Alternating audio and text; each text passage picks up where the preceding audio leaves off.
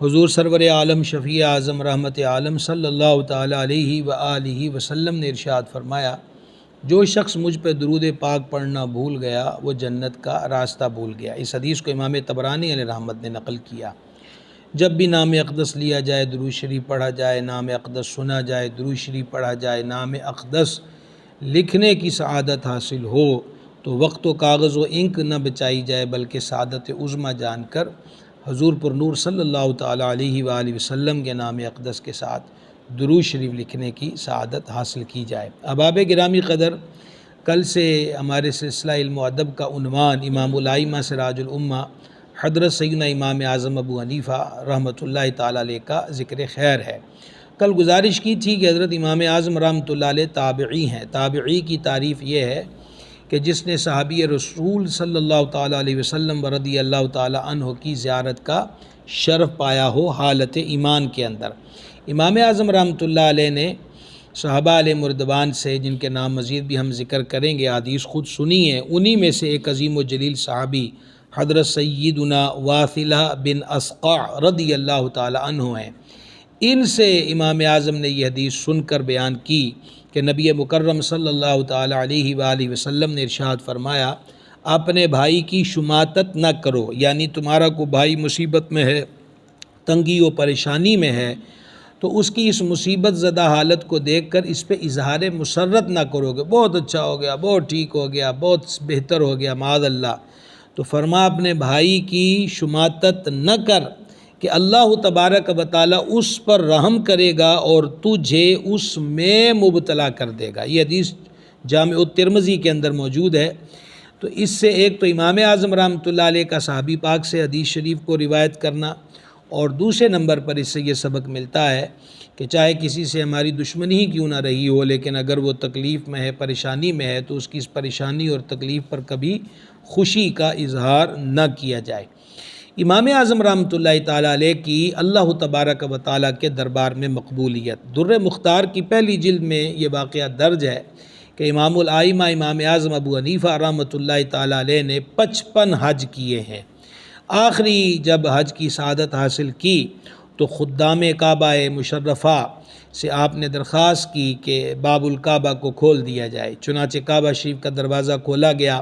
آپ بڑی ہی عاجزی انکساری کے ساتھ بیت اللہ شریف کے اندر داخل ہوئے اور 2 ستونوں کے درمیان کھڑے ہو کر 2 رکعتوں میں پورا قرآن پاک ختم کیا۔ دیر تک رو رو کر مناجات کرتے رہے، اللہ تبارک و تعالیٰ کی بارگاہ میں مشغول دعا رہے۔ اسی دوران بیت اللہ شریف کے ایک کونے سے آواز آئی، تم نے اچھی طرح ہماری معرفت یعنی پہچان حاصل کی اور خلوص کے ساتھ خدمت کی، ہم نے تم کو بخشا اور قیامت تک جو تمہارے مذہب پر یعنی جو تمہاری تقلید کرے گا اس کو بھی بخش دیا۔ الحمدللہ علی احسانہ، اللہ تبارک و تعالی ہمیں بھی ان بشارت زدہ لوگوں میں شامل فرمائے اور قبول فرمائے۔ امام اعظم رحمۃ اللہ علیہ نے جب علوم کی تکمیل فرمائی تو پھر اس تحصیل علم سے فراغت کے بعد گوشہ نشینی کا ارادہ کر لیا۔ ایک رات سید عالم شفیع اعظم رحمت عالم صلی اللہ تعالیٰ علیہ وآلہ وسلم کی زیارت ہوئی اور سید المرسلین علیہ الصلاۃ والتسلیم نے فرمایا، ابو حنیفہ تم کو میری سنت زندہ کرنے کے لیے پیدا کیا گیا ہے، لہٰذا گوشہ نشینی کا قصد ہرگز نہ کرو۔ اس واقعے کو شیخ فرید الدین عطار نے تذکرۃ الاولیاء میں لکھا۔ تو اس سے یہ معلوم ہوا کہ امام اعظم رحمۃ اللہ علیہ کو رب کے دربار میں بھی مقبولیت حاصل ہے اور سید عالم شفیع اعظم رحمت عالم صلی اللہ تعالیٰ علیہ وآلہ وسلم کی بارگاہ اقدس سے بھی مقبولیت حاصل ہے۔ اور یہ جو مقبولیت عامہ ہے کہ 4 دانگ عالم میں امام اعظم رحمۃ اللہ علیہ کی تقلید کرنے والے، اور پھر ان میں بھی صرف عامت المسلمین نہیں بلکہ اجل اولیاء شامل ہیں، یہ امام اعظم رحمۃ اللہ علیہ کی مقبولیت ہی ہے۔ کل آپ نے سنا کہ امام اعظم رحمۃ اللہ علیہ نے کبھی اپنے استاد کے مکان کی طرف قدم نہیں پھیلائے، اور یہ ادب بھی بندے کو نوازتا ہے، ادب سے بھی بندے کو مقبولیت حاصل ہوتی ہے۔ حضرت جلال الدین رومی رحمۃ اللہ علیہ فرماتے ہیں، از خدا جو یم توفیق ادب، کہ کہ تو اپنے رب سے ادب کی توفیق طلب کر۔ بے ادب محروم ماند از فضل رب، کہ جو بے ادب ہوتا ہے نا وہ رب تعالیٰ کے فضل سے محروم ہوتا ہے۔ بے ادب تنہا نہ خود را داشت بد، کہا کہ بے ادب جو ہے وہ خود تو بے ادبی کے سبب برے حالات میں اپنے آپ کو رکھتا ہی رکھتا ہے، لیکن وہ تنہا نہیں اس میں مبتلا ہوتا، بلکہ آتش در ہمہ آفاق زد، بے ادب کی بے ادبی کا جو وبال ہے اور اس وبال کی جو آگ ہے وہ تمام دنیا کو اپنی لپیٹ میں لے لیتی ہے۔ اللہ تعالی ہمیں ادب کی دولت سے مستفید فرمائے اور بے ادبی سے محفوظ رکھے۔ کوئی کتنے بھی بڑے عہدے پر فائز ہو، جتنی شان میں ترقی اور عروج ہوتا ہے، ساتھ ہی ساتھ عمل جو ہے اس کے اندر حساسیت بھی بڑھ جاتی ہے۔ تقوی کے جو تقاضے ہیں وہی اللہ تبارک و تعالیٰ کے اولیاء پورے کرتے ہیں، اور اللہ تعالیٰ نے اپنے ولیوں کا وصف بھی یہی بیان کیا، الذین آمنوا وکانوا یتقون، یہ صاحب ایمان اور صاحب تقوی ہوتے ہیں۔ ولایت کا معیار لمبے بال، ہاتھوں پاؤں میں کڑے اور زنجیریں اور گلے میں ہار اور مختلف قسم کی انگوٹھیاں اور نگینے اور آگ کا مت جلا لینا یا بھنگ کا کنڈا، یہ کوئی درویشی فقیری یہ علامتیں نہیں ہیں۔ الذین آمنوا وکانوا یتقون، وہ صاحب ایمان ہوتا ہے، یہ رب فرما رہا ہے، اور وہ تقوی والا ہوتا ہے، اسے رب کا ڈر ہوتا ہے، جس چیز کا رب رسول نے حکم دیا وہ اس پہ عمل کرتا ہے، جس چیز سے روکا ہے اس سے وہ رکتا ہے۔ اس میں امام اعظم رحمۃ اللہ علیہ کے تقوی اور خوف خدا کا ایک واقعہ سماعت کیجئے، جسے عظیم مفسر قرآن امام فخر الدین رازی رحمۃ اللہ علیہ نے نقل کیا۔ امام اعظم رحمۃ اللہ علیہ سخی تھے، کل بھی آپ نے تذکرے کے دوران یہ بات سنی ہے کہ بہت بڑے سخی تھے، بہت سارے لوگ آپ سے قرض حسنہ لیتے تھے اور آپ لوگوں کی ضرورتوں کو پورا کرتے تھے، یہاں تک کہ غیر مسلم لوگ بھی آپ سے قرضہ لیتے اور آپ ان کو دے دیتے۔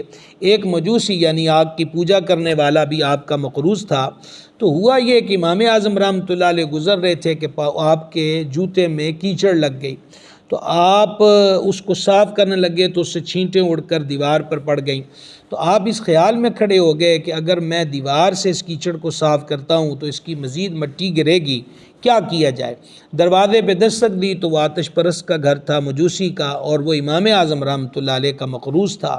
شاید اس نے خیال کیا کہ امام اعظم آج خود قرضہ لینے تقاضا کرنے آ گئے ہیں، تو وہ کئی بہانے سوچ کر آپ کی خدمت میں سنانے لگا۔ تو امام اعظم رحمۃ اللہ علیہ نے فرمایا تو اس بات کو چھوڑ، یہ تیری دیوار جو ہے بدنما ہو گئی ہے، اس کے معاملے میں تو بتا میرے ساتھ کیا کرتا ہے کہ اس کی معافی کی کیا صورت ہے؟ اب وہ مجوسی دیکھ کر حیران ہو گیا کہ مسلمانوں کا اتنا بڑا امام اور اتنا امیر و کبیر شخص، دنیا جس کی طرف رجوع کرتی ہے، اسے میری دیوار پہ لگی کیچڑ کی فکر ہے۔ یہی امام اعظم کا تقوی اور سوچ اس کے کانوں کی رات دل تک پہنچی اور اثر کا تیر بن کے لگی، اور اس نے امام اعظم کی خدمت میں گزارش کی کہ اس دیوار پہ لگی کیچڑ کی فکر کو چھوڑیے، میرے دل پر جو کفر کا میل چڑھا ہوا ہے مہربانی کر کے اسے دھو دیجئے۔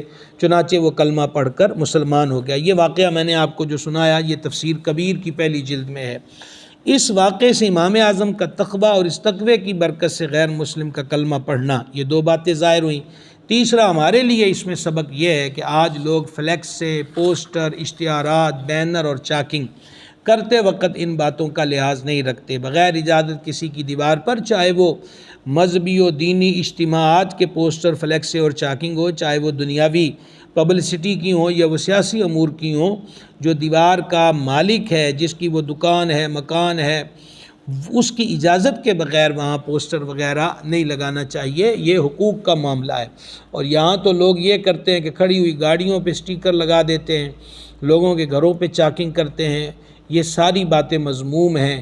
اجازت لی جائے اور وہ اجازت دے دے تو پھر ٹھیک ہے، ہاں پوسٹروں کے اندر بھی یہ چیز کہ عورتوں کی تصویریں ہوں وغیرہ وغیرہ، تو یہ کسی کی اجازت دینے سے بھی جواز کی طرف بات نہیں آئے گی کہ غیر محرم عورتیں اور وہ بھی بے پردہ اور مختلف قسم کی جو حیا باختہ تصاویر ہیں پبلسٹی کے ضمن میں، جو بے حیائی کا فروغ ہے، یہ لوگوں کی آنکھوں کو حرام سے پر کرنے کی دعوت ہے۔ اللہ تعالی ہمیں اس سے محفوظ اور مامون رکھے۔ امام اعظم رحمۃ اللہ تعالیٰ علیہ کے تقوی اور خوف خدا ہی کا ایک اور واقعہ سماعت کیجئے، جسے سیدنا مسعر بن کدام رحمۃ اللہ تعالیٰ علیہ نے بیان کیا ہے۔ وہ کہتے ہیں کہ میں امام اعظم رحمۃ اللہ علیہ کے ساتھ کہیں جا رہا تھا کہ بے خیالی میں امام اعظم رحمۃ اللہ علیہ کا قدم ایک لڑکے کے پیر پہ پڑ گیا، اس لڑکے کی چیخ نکل گئی اور اس کے منہ سے بے ساختہ نکلا، یا شیخ الا تخاف القصاص یوم القیامہ، کیا آپ قیامت کے دن وہ جو انتقام خداوندی ہے، جو قصاص لیا جائے گا، اس سے تمہیں کوئی ڈر نہیں؟ یہ سنتے ہی امام اعظم رحمۃ اللہ علیہ پہ لرزہ طاری ہو گیا اور بے ہوش ہو کر زمین پر آ گئے۔ جب کچھ دیر کے بعد ہوش میں آئے تو میں نے عرض کیا کہ ایک لڑکے کی یہ بات کہ اس نے کہا ہے کہ آپ قیامت کے روز لیے جانے والے انتقام خداوندی سے نہیں ڈرتے، تو آپ کیوں اتنا گھبرا گئے؟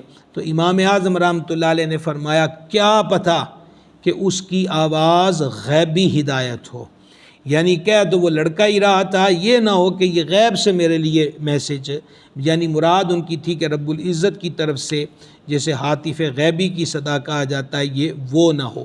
تو یہ امام اعظم رحمۃ اللہ تعالیٰ علیہ کا تقوی، خوف خدا اور یہ کیفیت ہے۔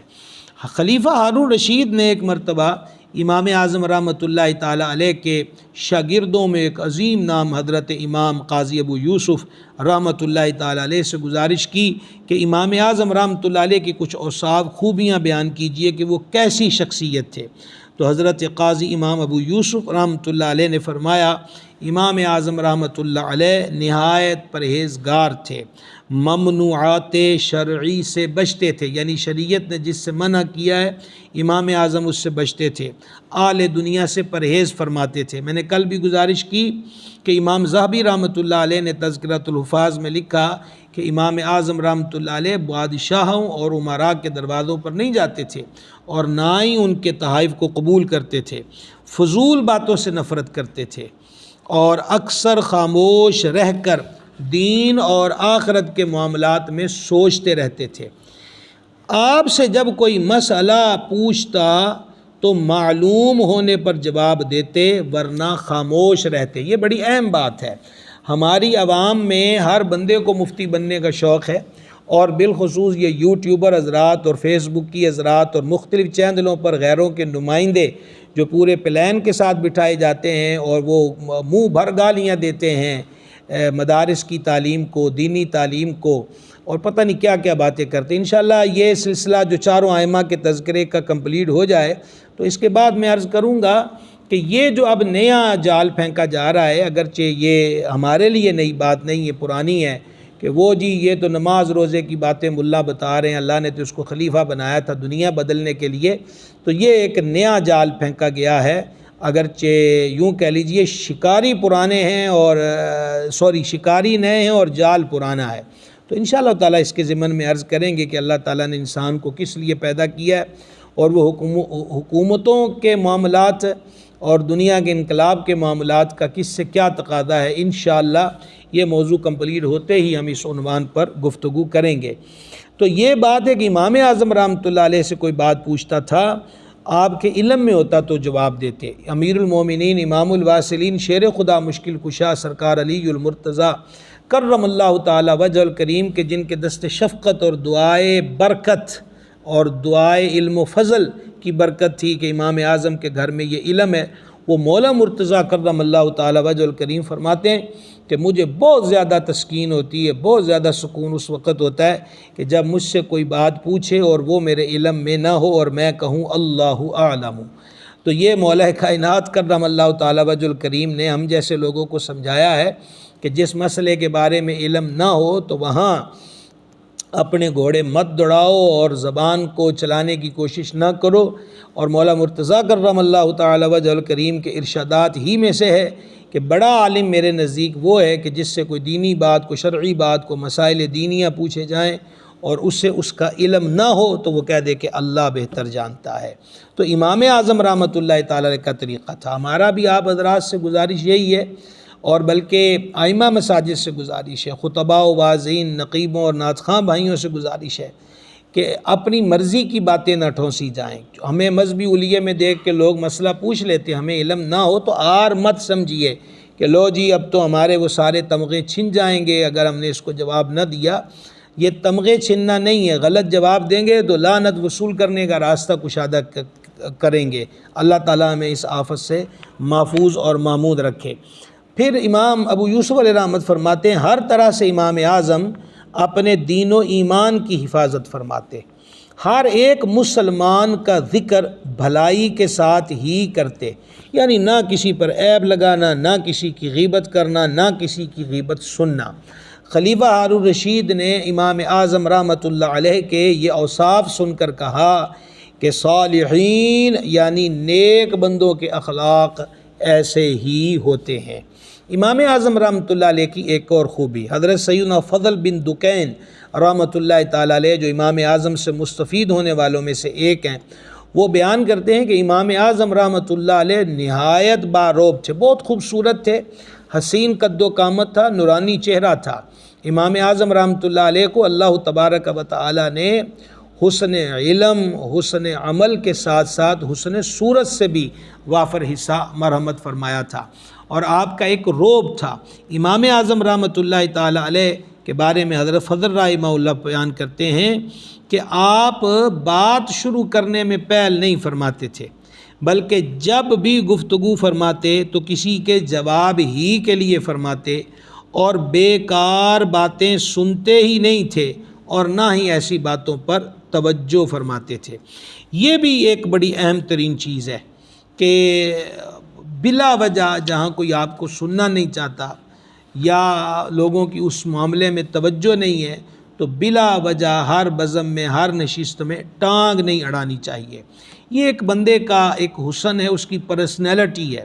جیسے کہا گیا کہ خاموشی جاہل کے لیے پردے کا کام دیتی ہے اور عالم کی زینت ہوتی ہے۔ یعنی ایک بندہ قد و قامت اور فیس ویلیو سے یوں لگے کہ بڑا علم رکھنے والا ہوگا، لیکن جب بولے گا تو پتہ چل جائے گا کہ بھائی صاحب یہ تو فارغ بندہ ہے۔ اسی طرح علماء جو ہیں ان کے لیے بھی یہ اس زینت قرار دیا گیا ہے کہ وہ فضول گفتگو، لوگوں سے فضول گفتگو سے اجتناب کریں۔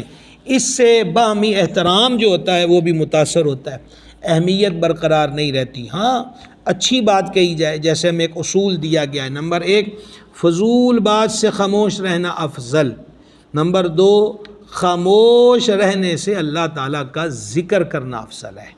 تو یہ حسین ضابطہ ہے، اس کو اپنانے کی کوشش کی جائے۔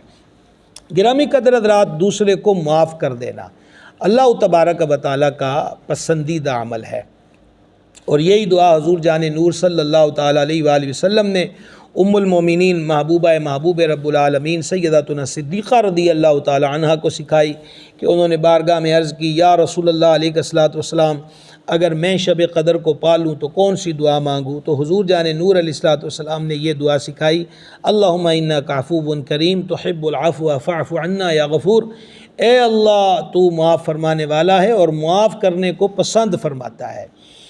یہ اللہ تعالیٰ کی شان بھی ہے کہ وہ اپنے بندوں کو معاف کرتا ہے، کو توبہ کا سوال کرے تو معافی عطا فرما دیتا ہے۔ جب ہم اپنی بات کرتے ہیں تو یہاں معاف کرنے کا جو معاملہ ہے یہ بڑا پیچیدہ اور مشکل ہے، خصوصاً جو بندہ پاور میں بھی ہو، طاقت میں بھی ہو، بدلے اور انتقام کی طاقت بھی رکھتا ہو، لیکن اس کے باوجود وہ معاف کرے تو یہ عمل بہت بڑا ہے۔ امام اعظم رحمۃ اللہ علیہ کو اللہ تعالیٰ نے اس خوبی سے بھی نوازا ہوا تھا۔ ہوا یہ کہ ایک حاسد نے امام اعظم رحمۃ اللہ علیہ کو سخت برا بھلا کہا، حتیٰ کہ گندی گالیاں بھی دیں اور گمراہ بلکہ بے دین تک کہہ دیا۔ امام اعظم رحمۃ اللہ علیہ نے یہ ساری باتیں سن کر اس بندے کو جو حسد کی آگ میں جل رہا تھا اس کو فرمایا، اللہ تعالیٰ تجھے معاف کرے، اللہ ہی جانتا ہے کہ جو کچھ تم کہہ رہے ہو میں ایسا نہیں ہوں، اللہ اکبر کبیرہ۔ اتنا فرمانے کے بعد امام اعظم رحمۃ اللہ علیہ کا دل بھر آیا، آنکھوں سے آنسو جاری ہو گئے اور فرمانے لگے، میں اللہ تعالیٰ سے امید کرتا ہوں کہ وہ مجھے معافی عطا فرمائے گا، آہ مجھے خدا کا خوف رلاتا ہے۔ عذاب کا تصور آتے ہی آپ کا گریہ وزاری کا جو عمل ہے وہ بڑھ گیا اور روتے روتے بے ہوش ہو کر زمین پر آ گئے۔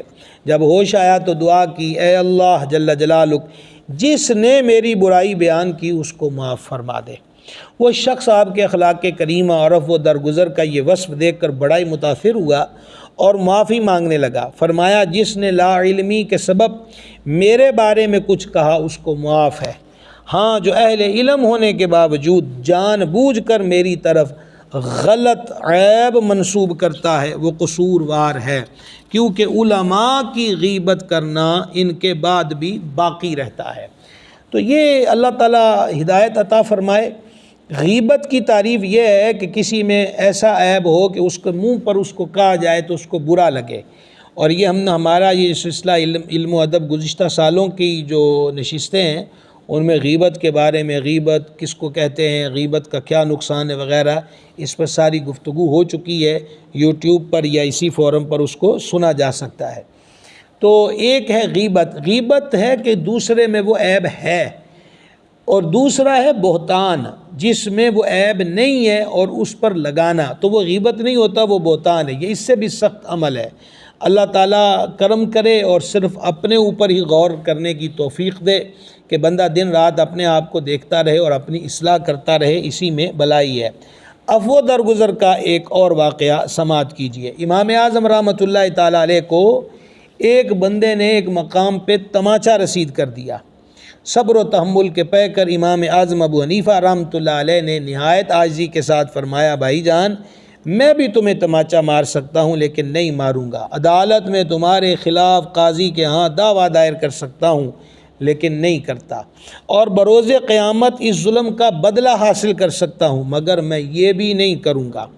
اگر بروز قیامت اللہ تبارک و تعالیٰ نے مجھ پر خصوصی کرم فرمایا اور میری سفارش تمہارے حق میں قبول کر لی تو میں تمہارے بغیر جنت میں قدم بھی نہیں رکھوں گا۔ یہ جگرا ہے امام الائمہ سراج الامہ کاشف الغمہ سیدنا امام اعظم ابو حنیفہ رضی اللہ تعالی عنہ کا۔ امام اعظم رحمۃ اللہ علیہ کو اللہ تبارک و تعالیٰ نے فہم سے نوازا۔ حکمت و فہم یہ اللہ تعالیٰ کی نعمتیں ہیں۔ اللہ تعالیٰ یوں کہیے کہ خاص بندوں کو حکمت کی دولت سے مالا مال کرتا ہے۔ سید عالم شفیع اعظم صلی اللہ تعالیٰ علیہ وآلہ وسلم نے فرمایا، میں حکمت کا شہر ہوں اور علی اس کا دروازہ ہے، کرم اللہ تعالیٰ وجہ الکریم۔ حکمت عطیہ الہی ہے۔ اگرچہ ہماری عام بولی میں حکمت یہی دوا دارو بنانے والے اور وہ نبض دیکھ کے مرض کی تشخیص اور پھر اس کے لیے دوا کا انتخاب، اس کو بھی حکمت کہا جاتا ہے۔ ظاہری بات ہے نبض شناسی بھی تو ایک حکمت ہے۔ تو حکمت کا جو مفہوم ہے یا اس کا جو کرائیٹیریا ہے وہ بڑا وسیع ہے۔ دین کے معاملے میں حکمت، قرآن و حدیث کے معاملات میں حکمت، الغرض زندگی کے تمام شعبہ جات میں۔ اللہ تبارک و تعالیٰ نے امام الائمہ رحمۃ اللہ تعالیٰ علیہ کو عقل و حکمت سے نوازا ہوا تھا۔ یہ خاص انعام تھا امام اعظم رحمۃ اللہ علیہ پر۔ چنانچہ اسی ضمن میں سیدنا امام شافعی رحمۃ اللہ تعالیٰ علیہ، امام شافعی انشاءاللہ ہم ان کا تذکرہ کریں گے۔ تو امام شافعی رحمۃ اللہ تعالیٰ علیہ امام اعظم کے شاگرد ہیں، یہ بات ذہن نشین رکھ لینا چاہیے۔ کروڑوں شافعیوں کا امام جو ہے وہ بھی امام الائمہ امام اعظم ابو حنیفہ رحمۃ اللہ علیہ سے مستفید ہے، اور امام شافعی رحمۃ اللہ علیہ کا امام اعظم سے حسن عقیدت کا یہ عالم تھا کہ وہ فرماتے تھے کہ کوفہ شہر کے بغداد معلیٰ کے اندر جو امام اعظم رحمۃ اللہ علیہ کا مزار شریف ہے وہ دعاؤں کی قبولیت کا مرکز ہے، اور امام شافعی رحمۃ اللہ علیہ اپنا عمل بیان کرتے ہیں کہ مجھے جب بھی کوئی حاجت و ضرورت پیش آئی تو میں امام اعظم رحمۃ اللہ علیہ کے مزار پہ حاضر ہوتا ہوں، 2 رکعت نفل پڑھ کر اللہ تبارک و تعالیٰ کی بارگاہ میں دعا کرتا ہوں تو میری دعا قبول ہو جاتی ہے۔ امام شافعی رحمۃ اللہ تعالیٰ علیہ کا ایک قول سنیے، امام اعظم ابو حنیفہ رضی اللہ تعالیٰ عنہ کی ذات کے بارے میں فرماتے ہیں، امام اعظم ابو حنیفہ سے زائد عقل مند کسی عورت نے نہیں جنا۔ یہ امام اعظم جو ہیں ان کے عقل و دانائی کا اقرار کروڑوں شافعیوں کے امام شافعی رحمۃ اللہ علیہ کرتے ہیں۔ سیدنا بکر بن جیش رحمہ اللہ فرماتے ہیں، اگر امام اعظم ابو حنیفہ اور ان کے اہل زمانہ کی عقلوں کو جمع کیا جائے تو امام اعظم ابو حنیفہ رحمۃ اللہ علیہ کی عقل سب پر غالب آ جائے۔ یعنی اللہ تعالیٰ نے آپ کو عقل و فہم سے نوازا تھا۔ اس کی ایک مثال دیکھیں کہ کوفہ کے اندر ایک شخص تھا جو کہ بہکا ہوا تھا، اور وہ امیر المومنین جامع القرآن کامل الحیاء والایمان داماد محبوب رحمان سیدنا عثمان ابن عفان ذو النورین رضی اللہ تعالی عنہ کی شان و شرافت و مقام کے بارے میں بکواس کرتا تھا۔ وہ یہ کہتا تھا کہ معاذ اللہ حضرت عثمان غنی رضی اللہ تعالیٰ عنہ یہودی تھے۔ اب امام اعظم کی حکمت دیکھیں، آپ اس کے ساتھ بنفس نفیس ملے اور فرمانے لگے کہ میں تمہاری بیٹی کے لیے رشتہ لایا ہوں، لڑکا خوف خدا والا ہے، پرہیزگار ہے اور مالدار ہے۔ اس نے کہا جناب بڑی بات ہے، اتنی صفتیں اس کے اندر موجود ہیں تو مجھے اور کیا چاہیے؟ تو امام اعظم رحمۃ اللہ علیہ نے فرمایا ایک عیب اس کے اندر یہ ہے، اور وہ یہ ہے کہ وہ مذہباً یہودی ہے۔ سن کر یہ وہ تاجر جو حضرت عثمان غنی کے بارے میں بدعقیدگی کا حامل تھا، وہ سیخ پا ہو گیا اور کہنے لگا کہ جناب آپ کیا کر رہے ہیں؟ اگر آپ کی جگہ کوئی اور ہوتا تو میں اس کو اور طرح کا جواب دیتا، میں اپنی بیٹی یہودی کے نکاح میں دے سکتا ہوں۔ امام اعظم رحمۃ اللہ علیہ نے اس کے منہ سے یہ لفظ سننے کے بعد فرمایا کہ تیری بیٹی کا مقام زیادہ ہے یا مصطفیٰ جان رحمت علیہ السلام کی شہزادیوں کا مقام مرتبہ عزت و شان عرفہ و اعلیٰ ہے؟ جب تو اپنی بیٹی ایک یہودی کے نکاح میں دینے کو قبول نہیں کرتا، پسند نہیں کرتا، تو تجھے شرم نہیں آتی کہ تو اس عظیم صحابی رسول اور کائنات کا وہ واحد فرد کہ جس کو ذو النورین ہونے کا شرف حاصل ہے، ان کے بارے میں تو یہودی ہونے کی بدگمانی اور بکواس کرتا ہے؟ امام اعظم رحمۃ اللہ علیہ نے فرمایا جب تو یہودی کے نکاح میں اپنی بیٹی نہیں دے سکتا تو امام الانبیاء علیہ التحیۃ والثناء اپنی دو شہزادیاں کسی یہودی کے نکاح میں دیں گے؟ یہ سن کر اس بندے کی عقل ٹھکانے لگی، بے حد نادم ہوا، اور اس نے اپنے اس عمل بد سے یعنی سرکار سیدنا عثمان غنی رضی اللہ تعالیٰ عنہ کی بے ادبی اور ان کی ذات کے بارے میں اس گندے عقیدے سے توبہ کر لی۔ تو یہ بھی ایک سمجھانے کا طریقہ ہے امام الائمہ سراج الامہ امام اعظم ابو حنیفہ رحمۃ اللہ علیہ کا۔ گرامی قدر حضرات، حب جاہ یہ ایک مرض ہے۔ صوفیہ نے اپنی کتابوں میں اس مرض کے بارے میں اور اس کی علامتوں کو بیان کیا۔ عہدے کی تمنا، اور یہ عہدے کی تمنا ہے جو بندے کو بڑی بڑی عہدوں سے گرا دیتی ہے، اور عہدے کی خواہش، بڑے نام، بڑی مسندیں، بڑے چرچے، یہ خواہش جو من کے اندر پیدا ہونی ہے اس کا علاج کوئی نہیں ہوتا۔ اللہ تعالیٰ سمجھ عطا فرمائے۔ ہم امام اعظم کی ذات پاک کو دیکھتے ہیں تو یہاں عہدے تشت میں رکھ کے پیش کیے جاتے ہیں، لیکن امام اعظم اسے ٹھکرا دیتے ہیں۔ عباسی خلیفہ منصور یہ امام اعظم رحمۃ اللہ علیہ سے کہتا ہے کہ آپ قاضی القضاء یعنی چیف جج، چیف جسٹس اسلامی سلطنت کا یہ بن جائیے۔ امام اعظم رحمۃ اللہ علیہ نے عباسی خلیفہ منصور سے فرمایا کہ میں اس عہدے کے قابل نہیں ہوں۔ منصور کہنے لگا جی آپ جھوٹ کہتے ہیں۔ تو امام اعظم نے فرمایا تو نے تو بات ہی حل کر دی، اگر میں جھوٹ بولتا ہوں تو خود فیصلہ کرو کہ جھوٹا شخص قاضی بننے کے لائق ہو سکتا ہے؟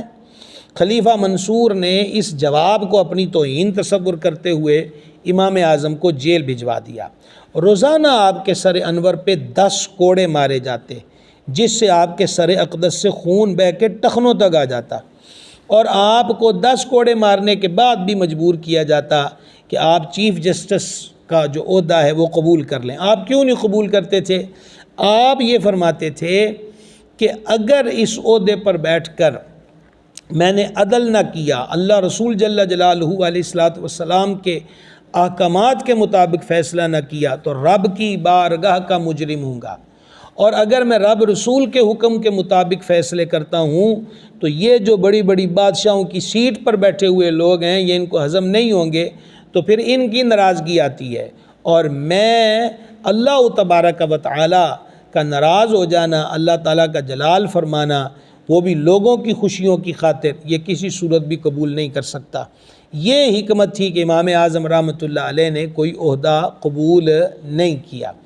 یہاں ایک حسین یادگار بات آپ کے گوش گزار کروں، بڑی پرانے دور کی بات ہے کہ سمندری شہر کے اندر ایک علماء کا اجلاس ہوا، اور اس ضرورت پہ زور دیا گیا کہ ایک جماعت بنائی جائے علماء کی۔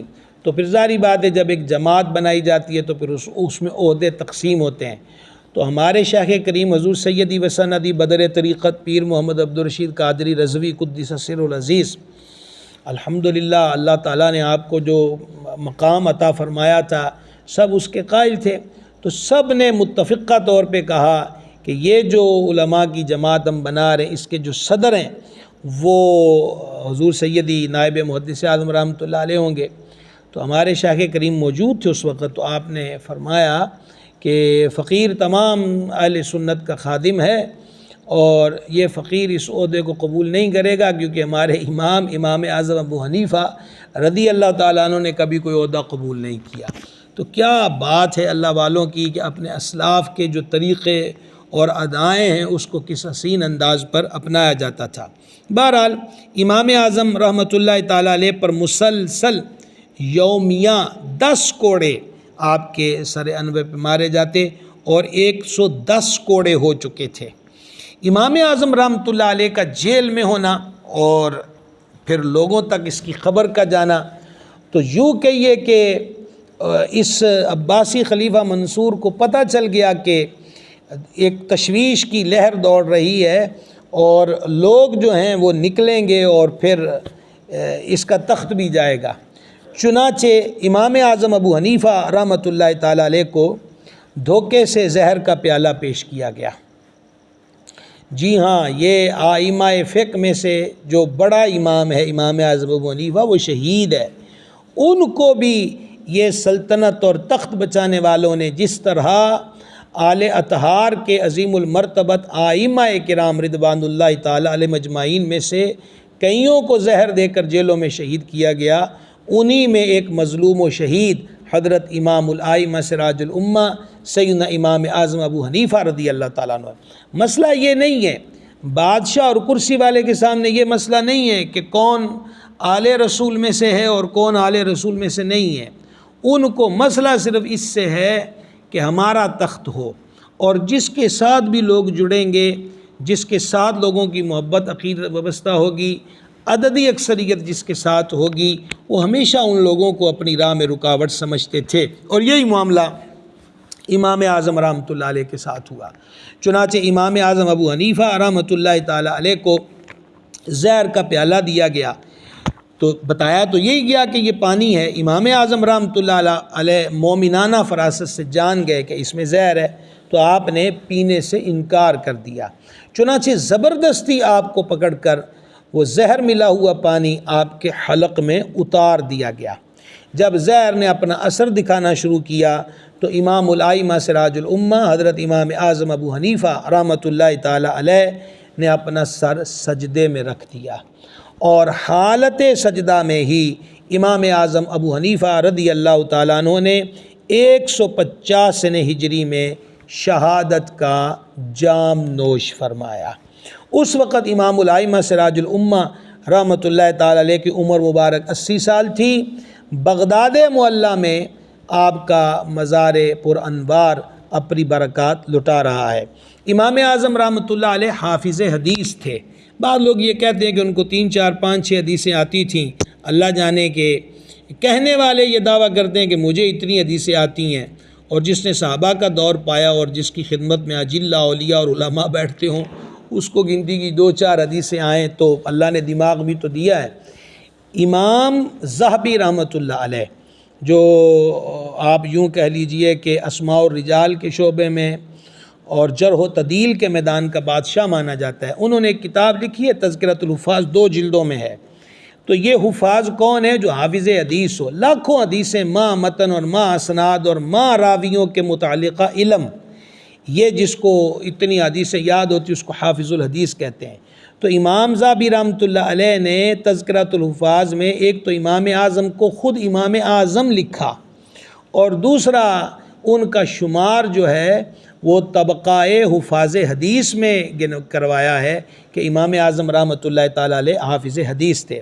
امام اعظم رحمۃ اللہ علیہ کو اہل بیت نبوت سے قرب، سید السادات حضور پر نور سرکار سیدنا کریم ابن کریم امام جعفر الصادق رضی اللہ تعالی عنہ کی صحبت امام اعظم کو میسر رہی، اور آپ فرماتے تھے کہ اگر وہ 2 سال نہ ہوتے، کون سے؟ جو حضرت حضور پر نور سید السادات امام جعفر الصادق رضی اللہ تعالیٰ عنہ کی صحبت میں گزرے، تو فرمایا ابو حنیفہ ہلاک ہو جاتا۔ اللہ تعالیٰ ان گنت رحمتوں کا نزول فرمائے۔ امام الائمہ کے مزار گہر بار پر بہت باتیں ہیں، بہت کچھ، یعنی ایک میدان ہے کہ کتنے کتنے اولیاء، صوفیاء، آئمہ، فقہاء، محدثین نے امام اعظم کے مناقب کو بیان کیا۔ تو میں یہ 2 نشستیں ہو گئی ہیں، اسی پر اکتفا، انشاءاللہ عز و جل آپ یوں کہیے مختلف مرحلوں میں ہم امام اعظم کے مختلف اوصاف جو ہیں وہ ذکر کرنے کی برکت حاصل کرتے رہیں گے۔ تو بات آج امام شافعی کی ہوئی ہے، تو انشاءاللہ کل ہم امام شافعی رحمۃ اللہ تعالی علیہ کے ذکر کی برکت حاصل کریں۔